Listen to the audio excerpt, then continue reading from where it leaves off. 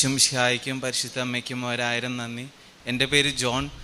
ഞാൻ അങ്കമാലി അടുത്ത് യോർദനാപുരം എന്ന സ്ഥലത്തു നിന്നാണ് വരുന്നത്.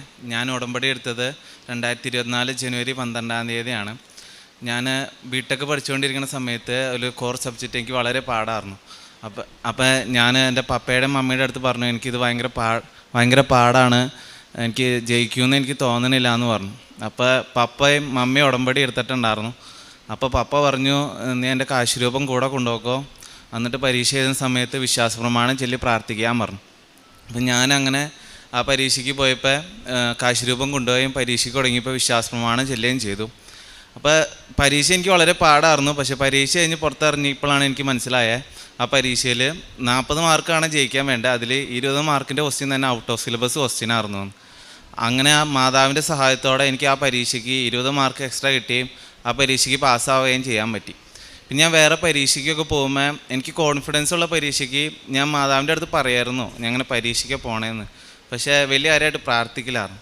പക്ഷേ ആ സബ്ജക്റ്റിനൊക്കെ എനിക്ക് വളരെ മാർക്ക് കുറയുകയും അതേസമയം ഞാൻ പാടാണെന്ന് മാതാവിൻ്റെ കയ്യിൽ ഞാൻ ഏൽപ്പിച്ചു പോണ ആ സബ്ജക്റ്റുകൾക്ക് മാർക്ക് കൂടുതലാണ്. പ്രത്യേകിച്ച് IELTS സമയത്തായാലും എനിക്ക് സ്പീക്കിങ്ങിനും റൈറ്റിങ്ങിനും ഭയങ്കര കോൺഫിഡൻസ് ആയിരുന്നു. അപ്പോൾ ഞാൻ കുറച്ചാണ് പ്രാർത്ഥിച്ചോളൂ, മാതാവിൻ്റെ അടുത്തൊക്കെ പറഞ്ഞത് കുറച്ചായിരുന്നു. പക്ഷേ അതേസമയം എനിക്ക് റീഡിങ്ങും റൈറ്റിങ്ങും പാടായിരുന്നുകൊണ്ട് ഞാനത് മാതാവിൻ്റെ അടുത്ത് പ്രത്യേകം പറയണേയും എഴുതണ സമയത്തൊക്കെ എടുത്ത് പറയുകയും ചെയ്തു, മാതാവെ സഹായിക്കണേന്ന്.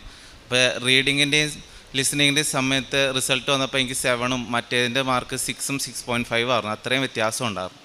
പിന്നെ അത് കഴിഞ്ഞ് പപ്പയും മമ്മിയും പറഞ്ഞു ഉടമ്പടി എടുക്കുക എന്ന് പറഞ്ഞു. അപ്പോൾ ഞാൻ ആദ്യം ഇവിടെ വന്നിട്ട് പോയാണ് ചെയ്തത്. പിന്നെ വീണ്ടും പറഞ്ഞപ്പോൾ ഞാൻ രണ്ടാമതും പറഞ്ഞതല്ലേന്ന് വെച്ച് ഞാൻ ഉടമ്പടി എടുത്തു.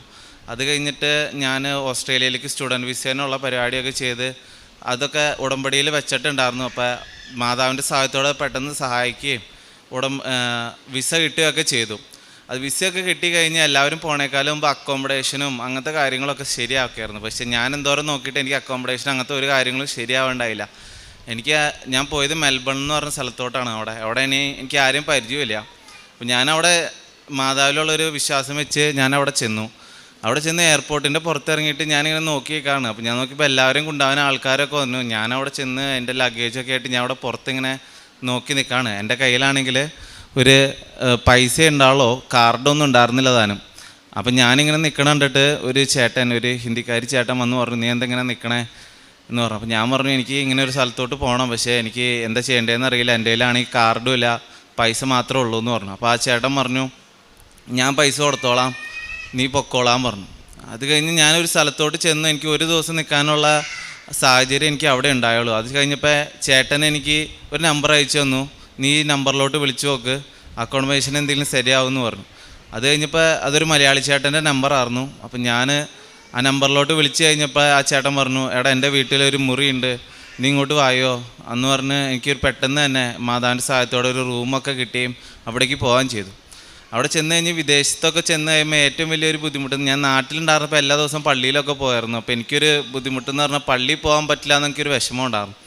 അവിടെ ചെന്ന് കഴിഞ്ഞ് ഈ ചേട്ടൻ്റെ വീട്ടിലോട്ട് ചെന്ന് കഴിഞ്ഞപ്പോൾ 500 മീറ്റർ മാറി തന്നെ എനിക്കൊരു പള്ളി കിട്ടി, അതും മലയാള പള്ളി. അവിടെ എല്ലാ ദിവസവും കുർബാനയും ആരാധനയും എല്ലാ കാര്യങ്ങളും ഉണ്ടായിരുന്നു. അപ്പോൾ അവിടെ ചെന്നായാലും എനിക്ക് പെട്ടെന്ന് തന്നെ ഒരു നല്ല ദേവാലയവും ആൾക്കാരൊക്കെ കിട്ടുകയും ചെയ്തു.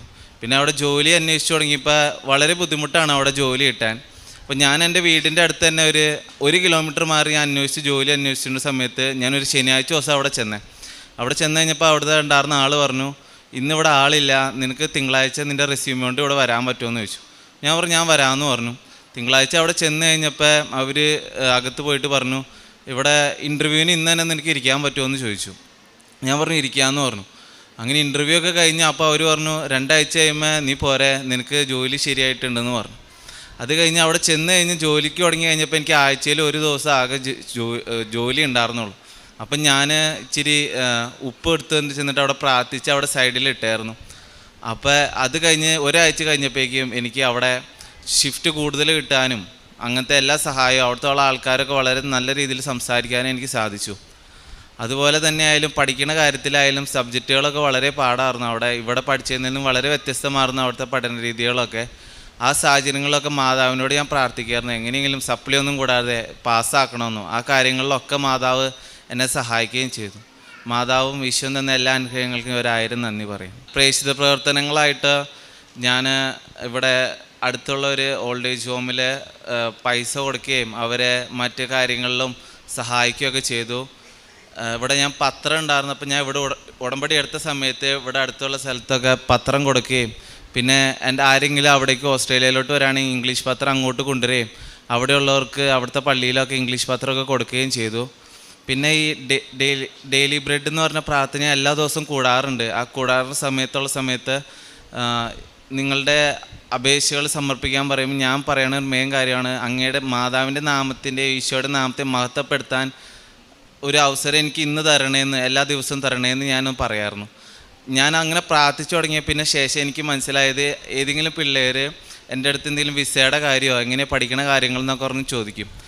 അപ്പോൾ അവരെല്ലാവരും പറഞ്ഞു കഴിയുമ്പോൾ ഞാൻ അവസാനം പറയും ഞാൻ പറയും നീ ഈശോയിലും മാതാവിലും വിശ്വാസം അർപ്പിക്കുക, ബാക്കി എല്ലാ കാര്യങ്ങളും നിനക്ക് ശരിയാവുമെന്ന് ഞാൻ പറഞ്ഞായിരുന്നു. പിന്നെ ആരെങ്കിലുമൊക്കെ സംസാരിക്കുമ്പോഴായാലും മാതാവിൻ്റെയും ഈശോയുടെ നാമത്തെ മഹത്വപ്പെടുത്തി സംസാരിക്കാൻ എനിക്ക് എല്ലാ ദിവസവും ഓരോ അവസരങ്ങൾ അങ്ങനെ ലഭിച്ചുകൊണ്ടിരിക്കുകയാണ്.